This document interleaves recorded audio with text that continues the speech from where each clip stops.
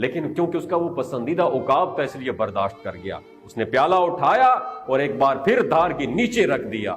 जब प्याला भरने को आया तो उकाब ने उसे फिर से उलट दिया। चंगेज खान ने सोचा कि बेशक ये उकाब मेरा फेवरेट और हर दिल अजीज उकाब है, लेकिन किसी को हद तक इज्जत और नाकदरी की इजाजत नहीं दी जा सकती। और यह भी मुमकिन है कि कोई शख्स दूर से यह मंजर देख रहा हो और बाद में फौज और रियाया में यह मशहूर कर दे कि तुम्हारा बादशाह तो एक उकाब को भी नहीं सुधार सका, तुम्हारा क्या ख्याल रखेगा।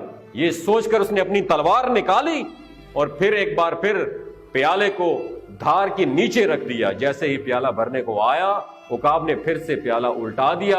अब चंगेज खान की बर्दाश्त खत्म हो चुकी थी। उसने एक ही जरब से उकाब को मार दिया।